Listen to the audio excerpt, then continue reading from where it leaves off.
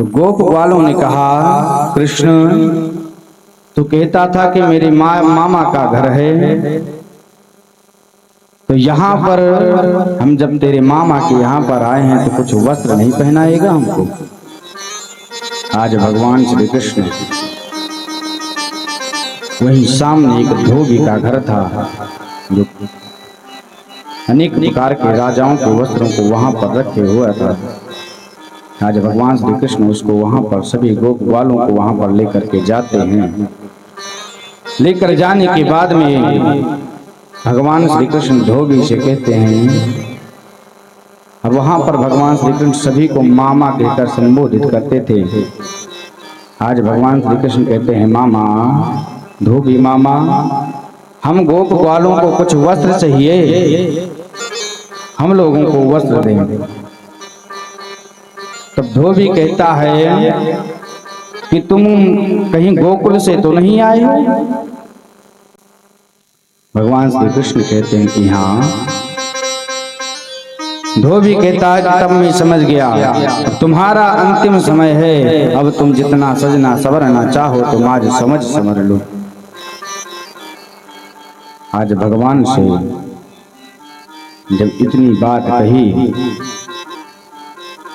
और भगवान से जब अकड़ करके बोला, कहा तुम जंगल में रहने वाले तुम राजाओं के वस्त्र पहनोगे।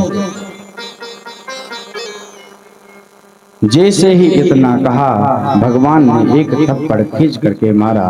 धोबी वहीं पर गोविंदाय नमो नमः। या वही धोबी था जिसके कहने पर सीता मैया का त्याग कर दिया था भगवान श्री राम ने।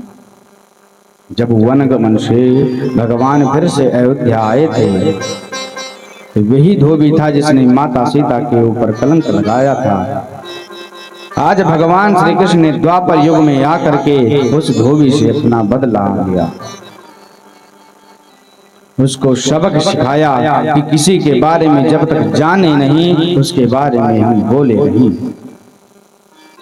कोई किस भावना से किस तरीके से क्या करता है, अगर हमको अच्छे से ज्ञात ना हो तब तक हम उसके बारे में बोलने के काबिल नहीं है। लेकिन हम लोगों का क्या है, आधी अधूरी जानकारी प्राप्त करेंगे, उसके बाद में आपस में झगड़ा करेंगे। आज बालकृष्ण लाल ने कहा कि धोबी मामा, तुमने उस समय हमसे अगर पूछा होता तो मैं सीता के बारे में तुम जो सफाई मांगते मैं वो देता, लेकिन तुम कलंक किया मेरी सीता को।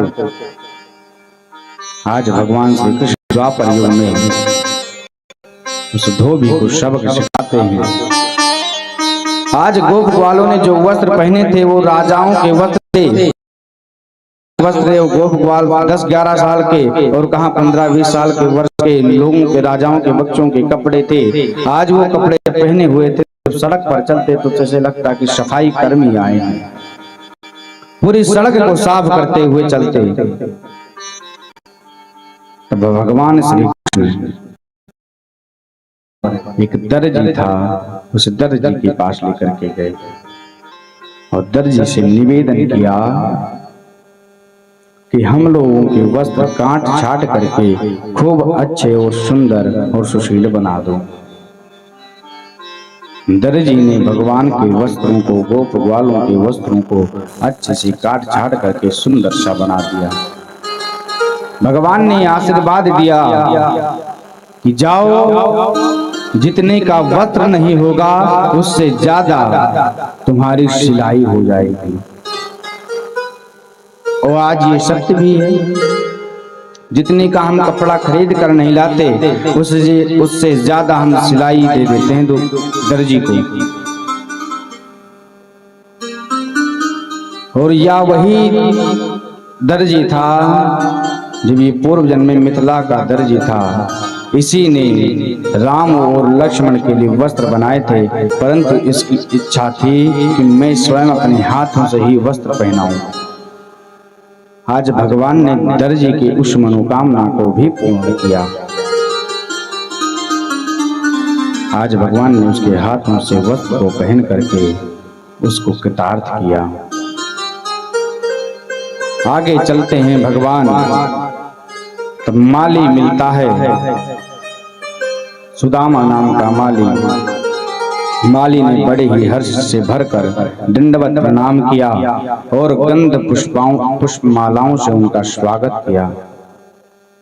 अनेक प्रकार के रंग बिरंगे पुष्पों से भगवान श्री कृष्ण के गले में माला अर्पण कर भगवान श्री कृष्ण के चरणों में प्रणाम करता है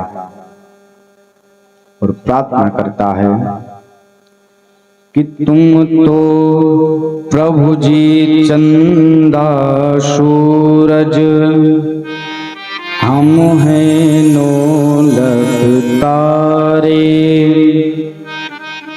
तुम तो प्रभु जी गंगा यमुना, हम हैं प्रभु जी नदी किनारे। तो प्रभु जी पार ब्रह्म हो, हम हैं जीव बिचारे।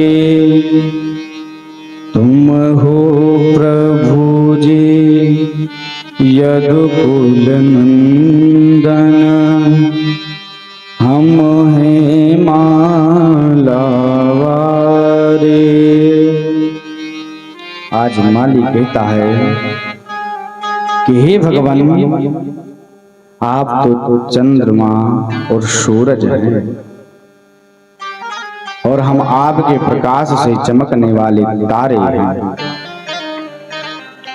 आप तो गंगा और यमुना हैं, हम तो आपके नदी पास में बहने वाली नदियों के किनारे हैं। आप तो परम पिता परमात्मा हैं, पार ब्रह्म हैं, हम तो हैं जीव।